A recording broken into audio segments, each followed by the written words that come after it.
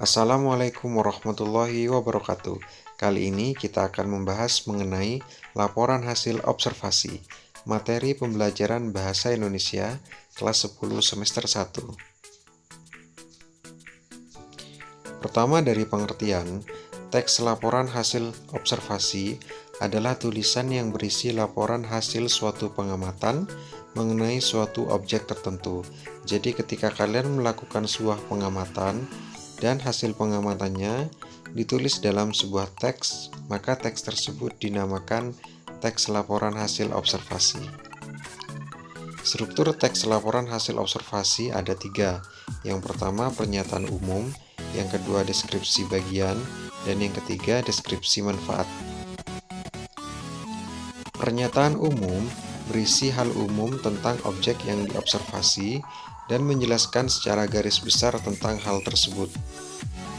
Pernyataan umum disajikan dalam kalimat definisi dan kalimat deskripsi dengan menggunakan konjungsi atau verba copula berupa adalah, ialah, merupakan, yakni, dan yaitu. Kata adalah dan ialah digunakan untuk mendefinisikan sebuah kata atau memberikan pengertian dari jenis kata tersebut. Contohnya pada kata paus dan singo ulung. Kata paus atau objek paus bisa didefinisikan berdasarkan pengertiannya atau juga bisa didefinisikan berdasarkan jenisnya. Pada contoh, paus adalah satu dari sekian banyak mamalia air yang istimewa. Dari contoh tersebut, paus didefinisikan berdasarkan jenisnya. Kemudian singo ulung didefinisikan juga berdasarkan jenisnya. Singo ulung adalah jenis tarian daerah yang berasal dari Desa Blimbing, Kecamatan Kelabang, Kabupaten Bondowoso. Untuk kata merupakan digunakan untuk mendeskripsikan suatu objek. Deskripsi artinya penggambaran. Jadi kalian bisa mendeskripsikan sesuatu dengan cara menggambarkan berdasarkan panca indera kita. Contohnya, kita bisa mendeskripsikan sesuatu berdasarkan apa yang kita lihat. Pada kalimat nomor 3, singo ulung merupakan tarian yang menggunakan kostum singa berwarna putih dan dimainkan oleh 2 orang. Di situ, singo ulung dideskripsikan berdasarkan apa yang tampak pada mata kita. Yang ketiga, pernyataan umum dilengkapi pengklasifikasian dengan menyebutkan objek yang dilaporkan, dasar pengelompokan, jumlah anggota objek. Contohnya, berdasarkan ada atau tidak adanya giginya, paus terbagi menjadi 2 kategori, yaitu paus bergigi dan balin atau paus yang tidak bergigi. Pada contoh tersebut, objek yang dilaporkan disebutkan kembali, yakni paus. Kemudian dasar pengelompokannya berdasarkan ada atau tidak ada giginya. Dan jumlah anggota objeknya ada 2, yaitu paus bergigi dan paus tidak bergigi. Struktur yang kedua yaitu deskripsi bagian. Deskripsi bagian menjelaskan secara detail mengenai objek dan bagian-bagiannya.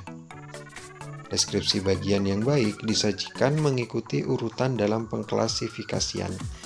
Pada bagian sebelumnya, kita telah mengklasifikasikan paus menjadi 2, yakni paus yang bergigi dan paus tidak bergigi. Nah, pada deskripsi bagian, kita jelaskan terlebih dahulu paus yang memiliki gigi.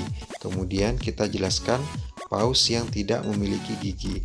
Hal tersebut agar sesuai dengan urutan pengklasifikasian yang disebut pada bagian pernyataan umum. Contoh lain, kamu bisa melihat pada teks wayang halaman 29 di buku paket.